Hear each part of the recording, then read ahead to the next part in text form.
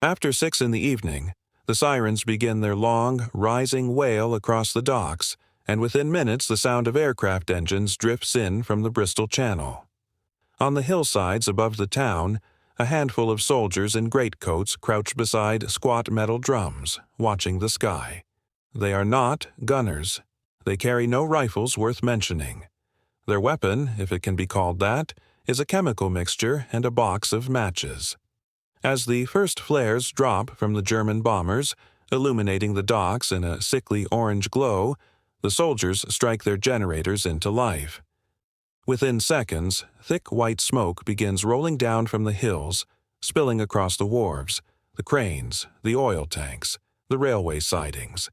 It moves with an odd, deliberate slowness, hugging the ground, climbing the masts of ships at anchor, swallowing the docks whole. Above, a Luftwaffe bomb aimer peers through his sights at what should be a clearly defined target and sees instead a featureless gray blanket stretching for nearly a mile along the waterfront. He releases his bombs anyway because he must release them somewhere, and they fall on empty hillside, on allotments, on a golf course.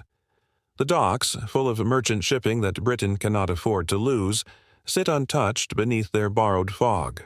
This is not weather. It is not luck. It is one of the quieter triumphs of the Second World War, a piece of applied chemistry so unglamorous that it rarely appears in the popular memory of the conflict, yet so effective that German intelligence officers spent years trying to understand exactly how the British were doing it.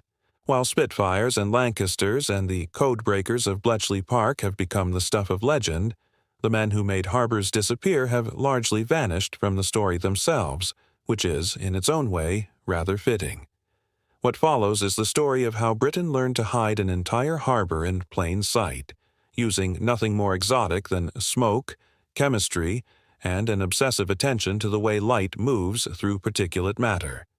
It is a story about a problem that seemed, on the face of it, impossible to solve.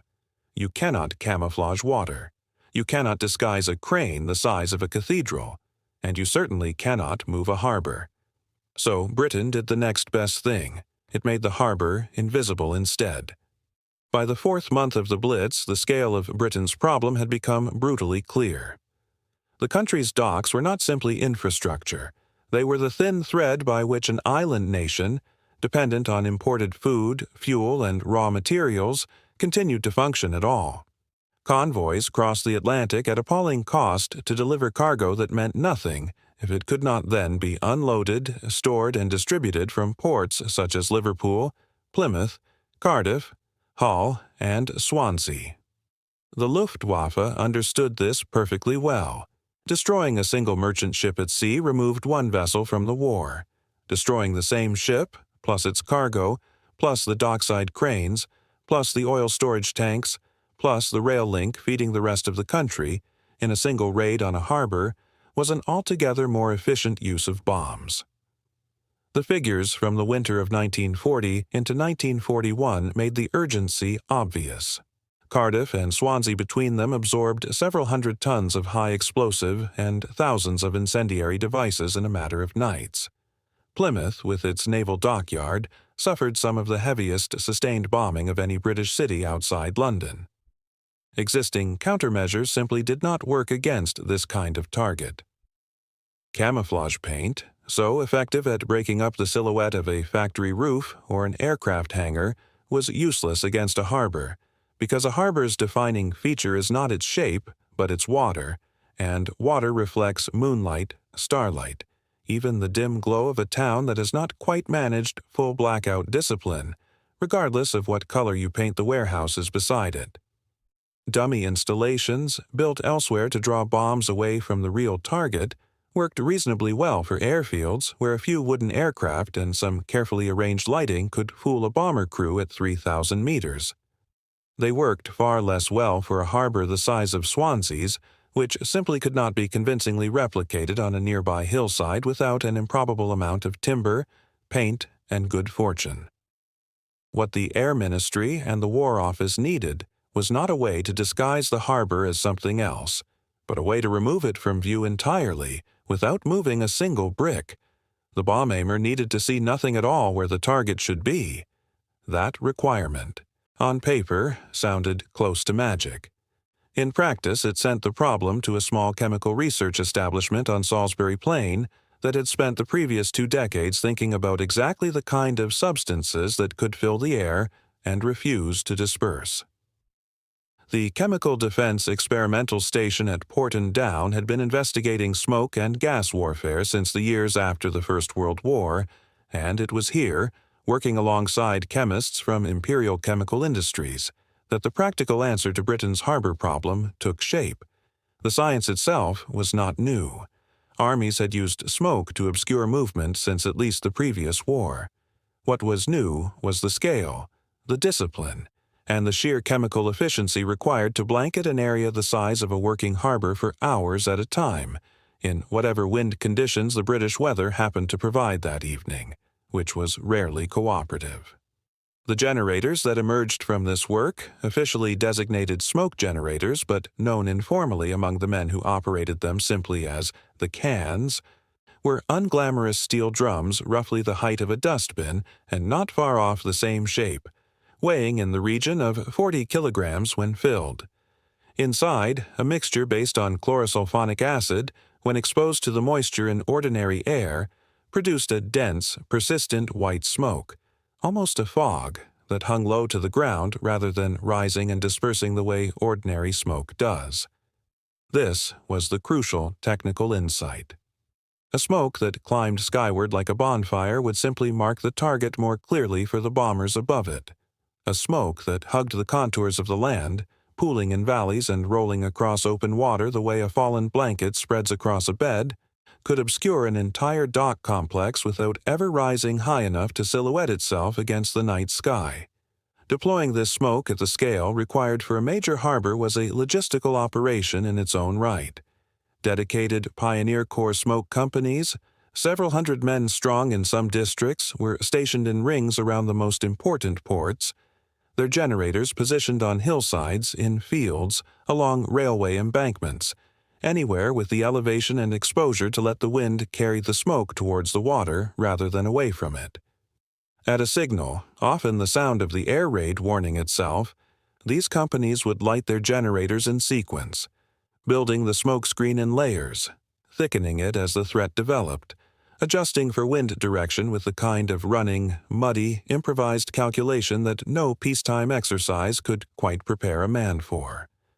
A single major port might require several hundred generators burning simultaneously, consuming, by some post-war estimates, several tons of chemical mixture in the course of one sustained raid, though precise production and consumption figures from the period remain difficult to establish with confidence since smoke generator manufacture was treated as a closely guarded secret and much of the relevant paperwork was never made public. Manufacturing took place primarily at ICI's chemical works at Billingham on Teesside, alongside smaller production runs at sites in the Midlands, working under conditions of considerable secrecy given the toxicity and corrosiveness of the chemicals involved. The acid mixture was unpleasant to handle, and the smoke itself, while not classified as a chemical weapon in the way that mustard gas or chlorine had been, was far from harmless to breathe in concentrated form, which meant the men operating the generators worked in conditions that were, by any reasonable standard, hazardous, for a job that history has largely declined to remember. The screening of Swansea during the 3 terrible nights of bombing in February 1941 stands as one of the better documented examples of the system at work, precisely because the contrast between the devastation inflicted on the town itself and the comparative survival of the docks was so stark that post-war assessments commented on it directly. Plymouth's naval dockyard, similarly ringed with generators, became another focal point for the technique, its smoke companies operating night after night through some of the heaviest raids of the entire Blitz. Further afield, the same principle protected the approaches to the Suez Canal and the oil installations around Abadan in the Persian Gulf, locations whose loss would have been catastrophic for Allied fuel supply, screened by units adapted to the very different climate and terrain of the Middle East. Survivors' accounts from these places, where they exist, describe an eerie, choking calm beneath the smoke, the sound of bombers circling uselessly overhead, occasionally a stray bomb falling somewhere in the haze with no way of knowing what, if anything, it had struck. German aircrew, for their part, grew to recognize the appearance of the white blanket as a signal that their mission had effectively already failed, though exactly how German tacticians adapted their bomb-aiming methods in response remains only partially documented, with much of what is known coming from post-war interviews rather than contemporaneous Luftwaffe records. If you are finding this as fascinating as I do, a quick subscribe genuinely helps the channel keep telling these overlooked stories, and it costs you nothing but a tap. Germany was not blind to the value of smoke concealment and did employ similar generators to protect key industrial sites, including the synthetic fuel plants that became such a priority target for Allied bombers later in the war. Where the British system differed was in its scale, coordination, and sheer institutional commitment. German smoke screening tended to be deployed reactively, around specific high-value industrial targets identified as likely to be bombed, rather than as a standing, continuously rehearsed defense woven into the daily life of an entire port city. The British approach, by contrast, treated smoke screening as infrastructure in its own right, with dedicated personnel, supply chains, and command structures that operated with the same routine seriousness as anti-aircraft batteries or barrage balloons. American forces, encountering the technique through their growing presence in Britain and later through their own operations in the Mediterranean and at Normandy, adopted smoke generation enthusiastically for amphibious landings, screening beachheads at Anzio and during the assault on Normandy itself, though largely as a tactical battlefield tool rather than as the standing strategic harbor defense the British had developed. The numbers tell their own story of intent. Britain maintained smoke companies at dozens of locations throughout the war, a standing commitment of manpower and chemical production that few other combatant nations matched, because few other nations depended so completely on a handful of vulnerable ports for their continued survival. Assessing the precise impact of Britain's smoke screens is, frustratingly, one of those exercises in counting things that were prevented from happening, which is never an easy sum.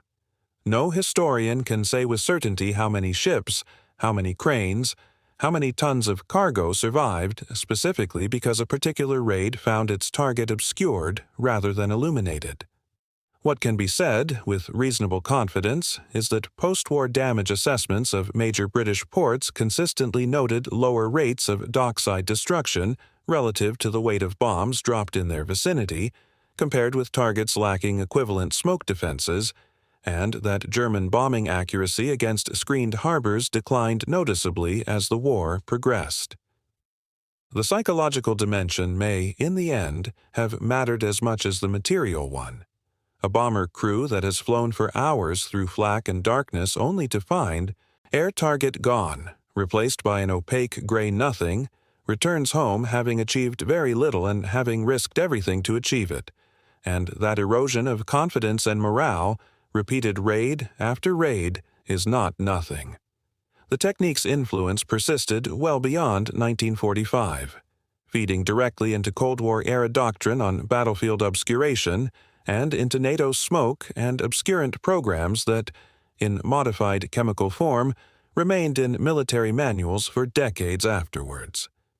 A handful of surviving wartime smoke generators can still be seen today in collections such as the Imperial War Museum's reserve holdings, squat and unremarkable, giving little hint of the harbors they once made disappear.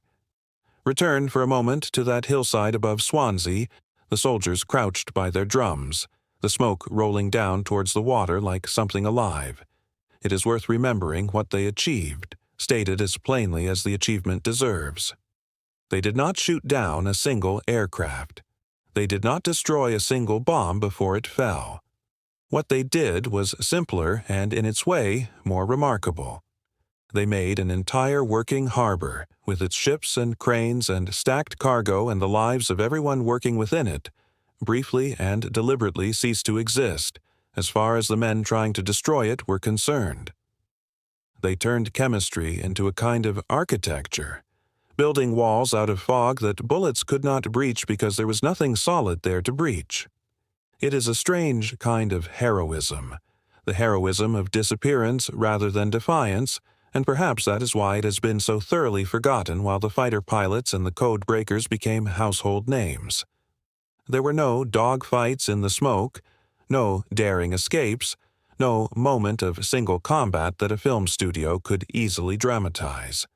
There was only patience, chemistry, and several hundred men doing an unglamorous, toxic, repetitive job night after night, county after county, port after port, for years on end, so that the rest of the country could go on eating, fighting, and surviving on the goods that came through those harbors.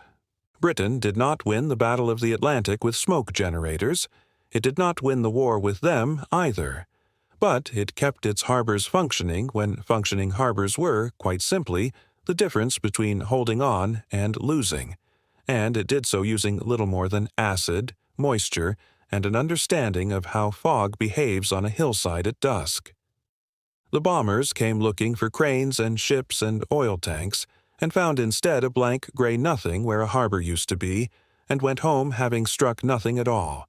That, in the end, is the whole story. Britain did not hide its harbors. It made them vanish, and then, when the smoke cleared each morning, quietly brought them back.